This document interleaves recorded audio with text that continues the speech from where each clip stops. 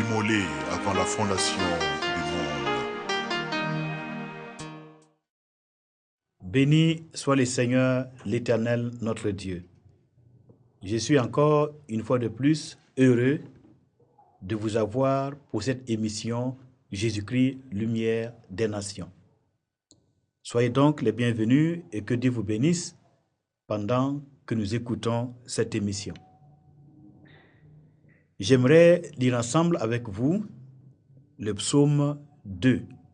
Le psaume 2, à partir du verset 1, nous allons prendre le temps de lire les quelques versets qui sont dans ce psaume.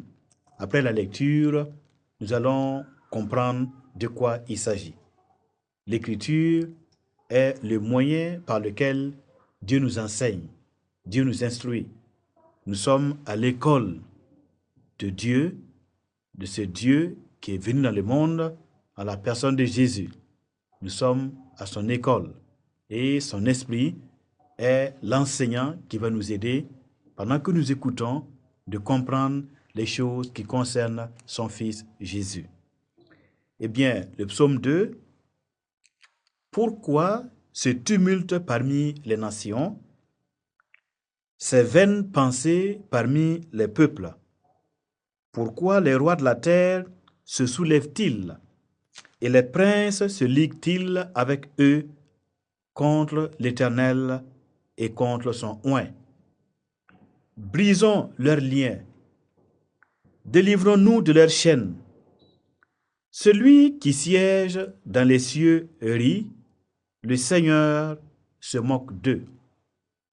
Puis il leur parle dans sa colère, il les épouvante dans sa fureur. C'est moi qui ai oint mon roi sur Sion, ma montagne sainte. Je publierai le décret. L'Éternel m'a dit, tu es mon fils. Je t'ai engendré aujourd'hui. Demande-moi et je te donnerai les nations pour héritage, les extrémités de la terre pour possession. Tu les briseras avec une verge de fer. Tu les briseras comme le vase d'un potier. Et maintenant, roi de la terre, conduisez-vous avec sagesse. Juges de la terre, recevez instruction. Servez l'Éternel avec crainte et réjouissez-vous avec tremblement.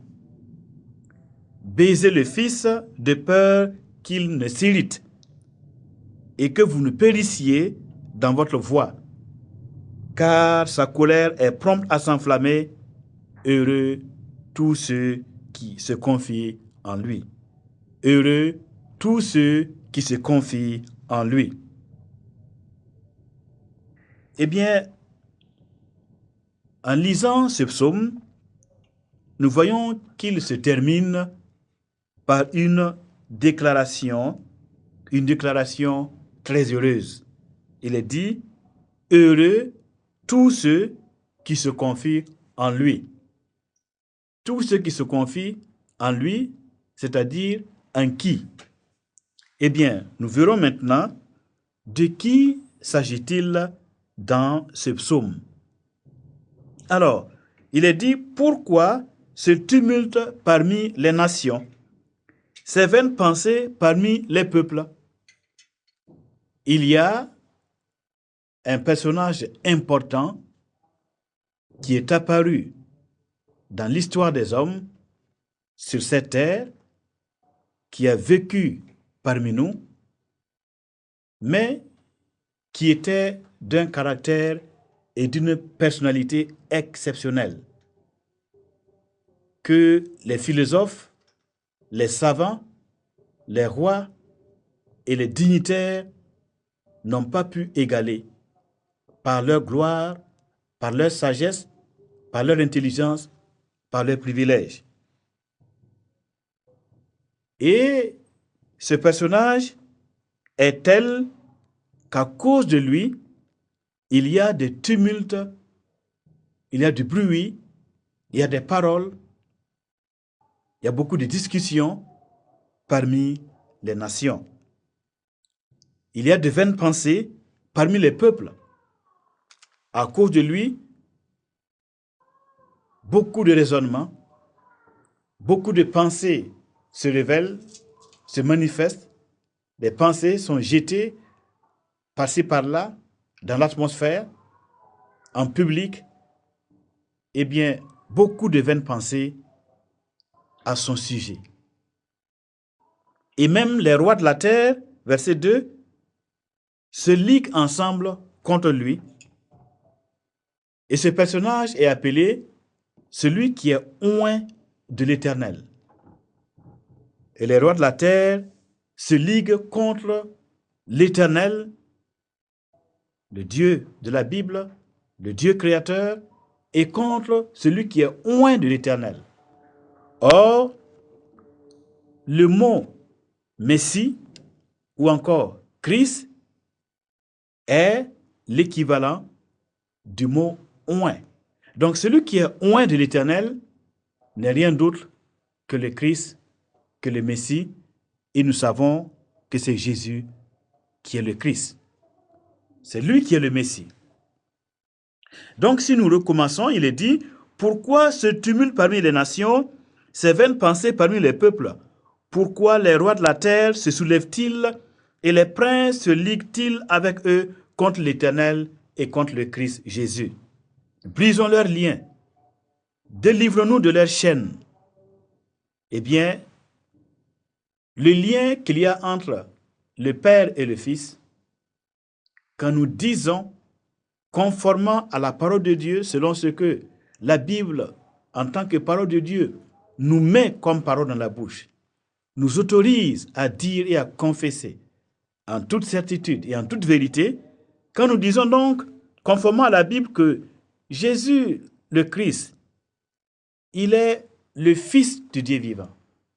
Nous soulignons donc le lien indissoluble, le lien éternel, le lien étroit qu'il y a entre ce Jésus descendu du ciel pour faire la volonté de celui qui est encore dans le ciel, appelé Dieu le Père.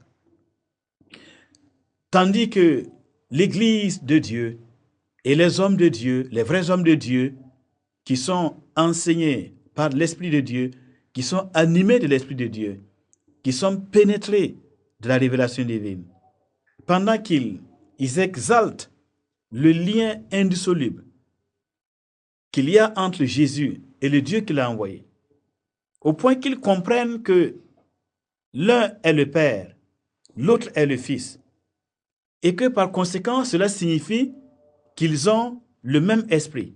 C'est pourquoi l'un est le Père et l'autre est le Fils. Au point qu'ils aient le même esprit, ils sont de la même essence, de la même nature, essence divine, nature divine, pendant que ceux qui sont pénétrés de la sagesse de Dieu magnifient ce lien, eh bien, il y a tant d'hommes et de femmes qui ne veulent pas en entendre parler. Et qu'est-ce qu'ils disent? Dans leur cœur, dans leurs pensées qui sont dévoilées, brisons les liens. Ils diront simplement que Dieu ne peut enfanter. Eh bien, il n'a pas de fils. Si Dieu ne peut enfanter, alors nous-mêmes, en tant qu'hommes créés de Dieu, d'où venons-nous? Qui sommes-nous? Si Dieu est notre créateur et que nous ne pouvons pas être appelés ses enfants, alors on peut se poser la question, quelle est la motivation pour laquelle Dieu a créé les hommes? Par comparaison, les enfants que nous mettons au monde, les êtres humains qui sont nés de nous, mais qui ne peuvent pas être appelés comme étant nos enfants, qui ne peuvent pas avoir le statut d'enfant, eh bien, c'est vraiment une situation de désolation et de confusion morale et spirituelle. Mais là, le Fils de Dieu, Jésus, il est sorti du Père. Il est la parole de Dieu mise dans le ventre de Marie, et cette parole de Dieu est devenue chair. Elle s'est revêtue de la nature humaine. Sans cesser d'être ce qu'elle est, de toute éternité, elle est la parole de Dieu. Elle ne peut pas être autre chose que la parole de Dieu, mais en plus, parce qu'elle est toute puissante et parce que Dieu est tout puissant et que toutes choses lui sont possibles, il peut, tout en restant Dieu, devenir aussi à 100% un être humain. Cela souligne donc toute la grandeur de Dieu. Tout ce qui est impossible dans notre entendement, eh bien, est possible pour l'éternel Dieu. Tout en étant à 100% Dieu, il devient aussi à 100% homme. Il n'a pas besoin de nier une de ses natures pour rester le même. C'est pourquoi le lien fort et indissoluble qu'il y a entre le Christ, Jésus, son Fils, et Dieu le Père, ce lien, Dieu lui-même est le premier défenseur de ce lien. Il est le premier à affirmer devant toute sa créature, que nous le croyons ou pas, ou que nous acceptons cela ou pas, Dieu lui-même affirme et confirme ce lien indissoluble entre lui et son Fils. Le Messie, le Christ qu'il a envoyé sur la terre, en la personne de Jésus, est bel et bien son Fils, de même nature que lui-même, de la même autorité que lui-même. Il est venu dans ce monde avec l'autorité que le Père lui a donnée, une autorité déléguée, comme un fils qui va en mission pour honorer son Père. Et donc, qui ne cherche que la gloire de son Père, mais qui a tous les droits de son Père à partir du moment où c'est le Fils qui est hérité de tout. C'est-à-dire que les intérêts du Fils sont les mêmes intérêts que ceux du Père. Eh bien, dans le verset 4, il est écrit « Celui qui siège dans les cieux rit. Le Seigneur se moque d'eux. » Celui qui siège dans les ciels, le Dieu qui est assis sur le trône de gloire dans le ciel, dont le trône est entouré par les chérubins de la gloire et surmonté par les séraphins glorieux, ce Dieu glorieux assis sur le trône, le Seigneur de tout l'univers, il se moque de tous ceux qui cherchent à briser le lien qu'il y a entre lui et son Christ, son Messie qu'il a envoyé sur la terre. Et le Seigneur se moque d'eux. Le Seigneur dans le ciel rit. Il rit de ceux qui sont ennemis de cette vérité que nous vous partageons. Et il leur parle dans sa colère. Il les épouvante dans sa fureur. Verset 5. La colère de Dieu et la fureur de Dieu sont sur tous ceux-là qui parcourent la terre ou qui sont chez eux, qui vont dans les nations et qui proclament faussement qu'il n'y a pas de lien indissoluble, de lien paternel entre Dieu qui est au ciel et le Christ qu'il a envoyé sur la terre il y a 2000 ans. Dieu leur parle dans sa colère. La colère de Dieu demeure sur eux. Il les épouvante dans sa fureur. La fureur de Dieu est sur eux. Et c'est l'une des raisons pour lesquelles ils sont incapables de concevoir la pensée de Dieu. Incapables de concevoir que Dieu, dans sa toute-puissance, et parce qu'il est tout-puissant, il peut à la fois être au ciel et sur la terre en même temps. Il peut être assis sur le trône et en même temps se retrouver comme un être humain marchant sur la terre. En quoi une telle pensée, une telle déclaration déshonore le Dieu Tout-Puissant? C'est tout à fait le contraire. Ça prouve la grandeur de Dieu. Ça prouve la toute-puissance de Dieu. Ça prouve que tout ce que nous croyons comme étant impossible, eh bien, toutes choses sont possibles à l'Éternel. Eh bien, dans le verset 6, Dieu dit, « Celui qui siège dans les ciels rit. » Le Dieu qui est sur le trône dit cela. Il dit, « C'est moi qui ai oint mon roi. » L'onction du Messie. Jésus qui devient un homme, Jésus homme qui est oint de l'Esprit de Dieu, il reçoit l'Esprit de Dieu pour être le Messie, pour être le Christ, voyez, et en tant que tel, il est aussi appelé le roi. Dieu l'appelle son roi qu'il a choisi et qui doit nécessairement régner sur sa montagne sainte, sur Sion.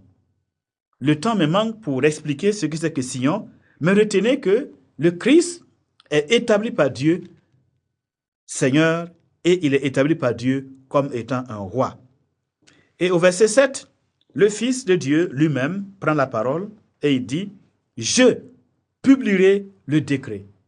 L'Éternel m'a dit, tu es mon fils, je t'ai engendré aujourd'hui. » Alors là, le « je », celui qui parle, c'est le Fils de Dieu, parce qu'il existe de toute éternité, parce qu'il était avant de venir dans le monde, il peut donc prendre la parole, et il a pris la parole, et il a dit, je publierai le décret.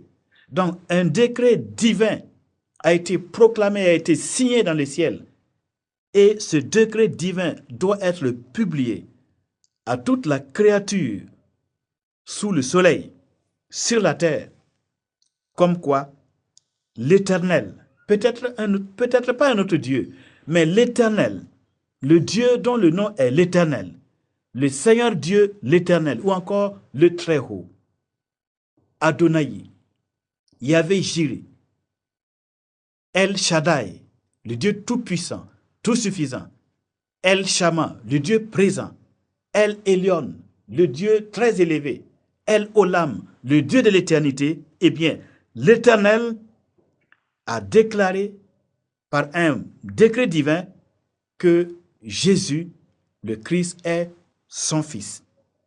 Tu es mon fils, je t'ai engendré aujourd'hui. C'est-à-dire, engendré dans le sens que tu es une partie de moi-même. Tu es tel que je suis. Ou encore, tu portes mon empreinte et mon image se reflète en toi. Tu reflètes ma gloire. Et c'est parce que le Christ Jésus reflétait la gloire de Dieu. Il portait l'empreinte de la personne divine. C'est pour cela que nous avons vu la qualité de sa vie. Le seul homme qui ait vécu sans commettre la moindre faute, la moindre erreur, le moindre péché, le moindre mal. Il est saint et les Écritures soulignent la sainteté de Jésus, sa justice, sa perfection, ses lumières et ses gloires. Mesdames, Messieurs, le Fils de Dieu, il proclame le décret divin. Et nous devons proclamer le décret divin selon lequel le Christ est bel et bien Fils de Dieu. Il est plus que prophète. Il est plus que serviteur de Dieu. Il est plus que tous les prophètes. Car il a hérité d'un nom qui est plus excellent que le nom des anges et le nom de tous les prophètes. Et il est à une place de dignité qu'aucun prophète ou qu'aucun ange ne peut atteindre. Tu es mon fils, et il est dit encore, demande-moi et je te donnerai les nations pour héritage, les extrémités de la terre pour possession. Eh bien, voilà, en tant que fils de Dieu, c'est à lui que Dieu a réservé la création. Dieu a tout créé pour lui. Le Père a tout créé pour son Fils. Et cette création, ce sont les nations. C'est toutes les nations du monde. Toutes les extrémités de la terre sont appelées à passer sous le contrôle, le gouvernement, l'autorité, le pouvoir du Fils de Dieu. Le temps n'est pas encore là pour que ces choses se réalisent. Donc, nous ne les voyons pas encore comme réalisées. Mais la parole de Dieu dit, la prophétie est sortie, l'annonce a été faite selon Dieu. Même si elle tarde, elle va s'accomplir nécessairement. Même si elle tarde, attends-la. Veille et attends-la. Ce que le Seigneur a annoncé va se réaliser.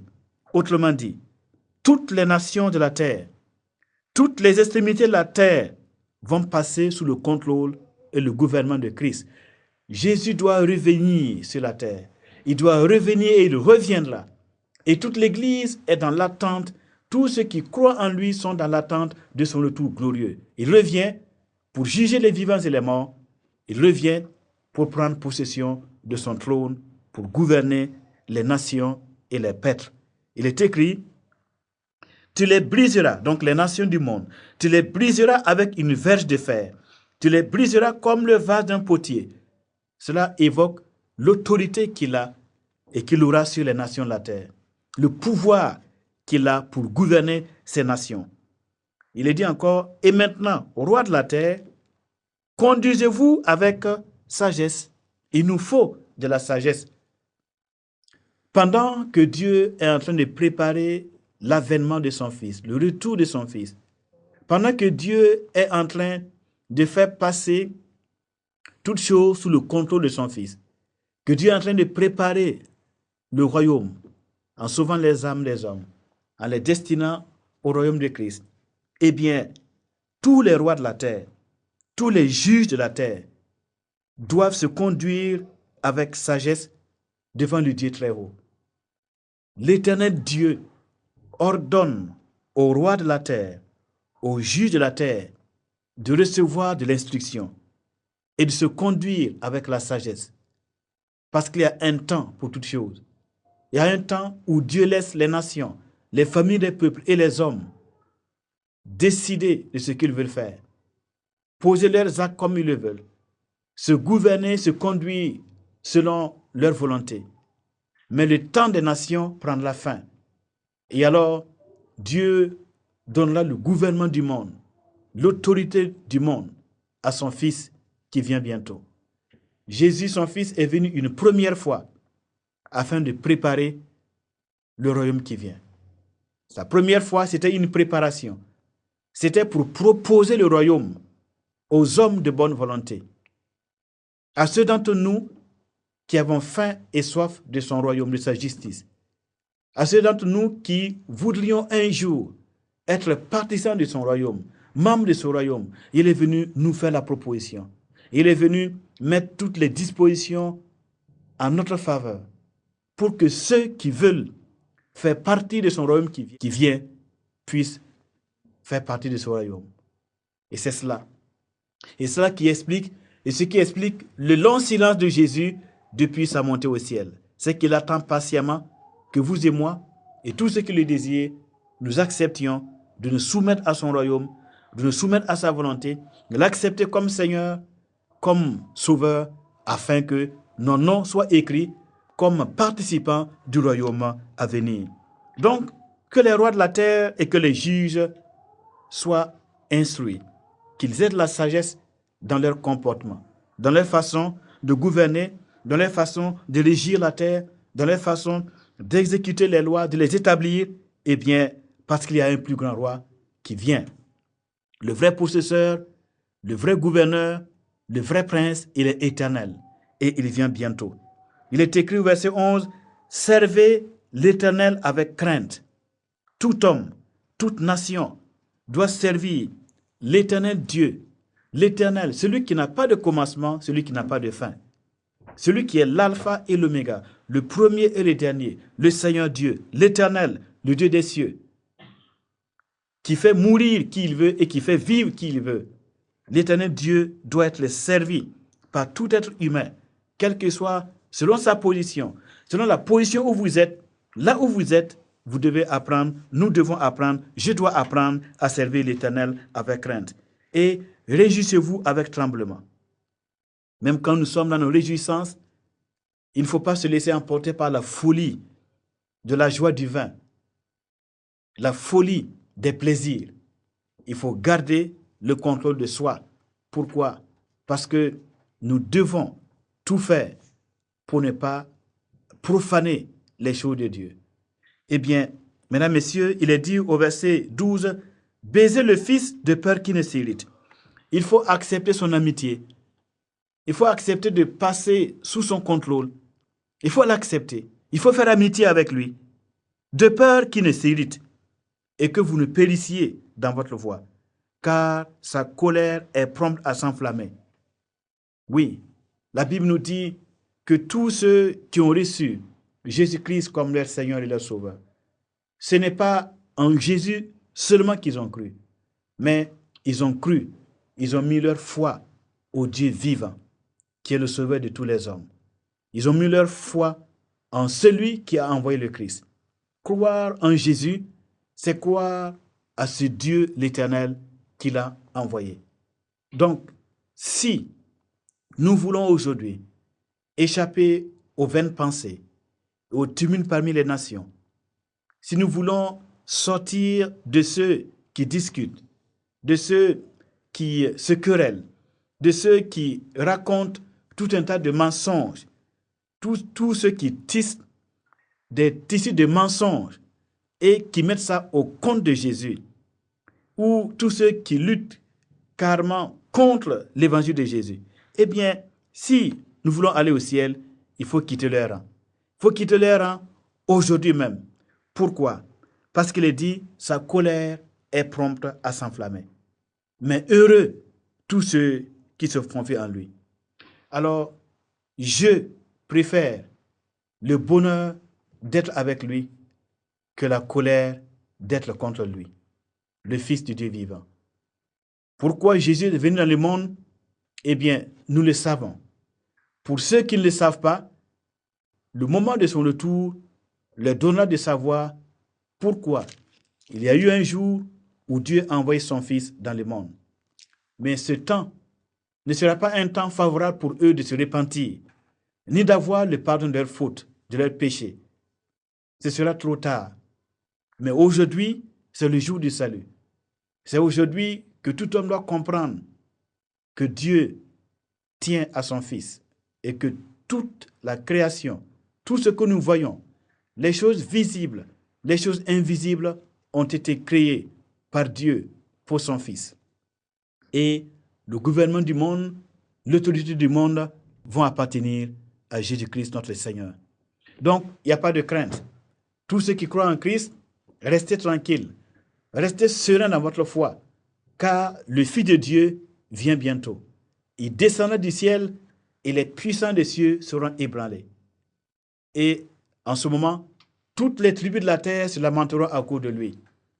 Et elles verront le Fils de l'homme revenir dans sa gloire et dans la gloire de son Père et de celle des anges. Soyons donc rassurés de la place de Jésus, le Christ, au sein de toute la création.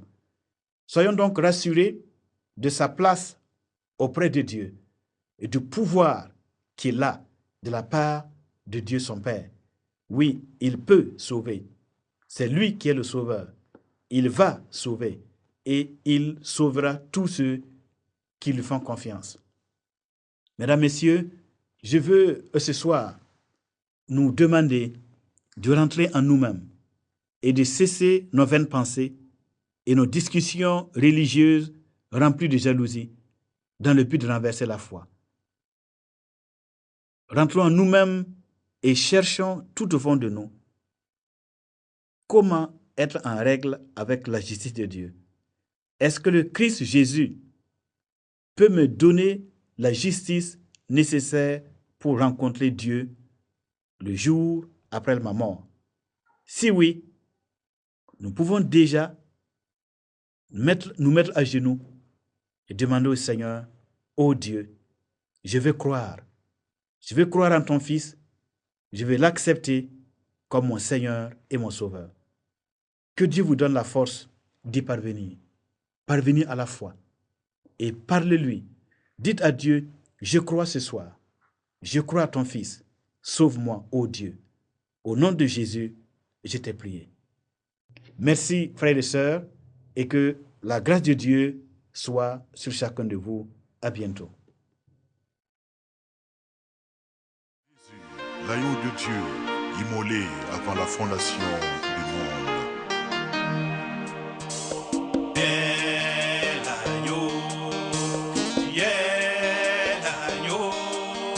Tu es l'agneau que nous annonçons.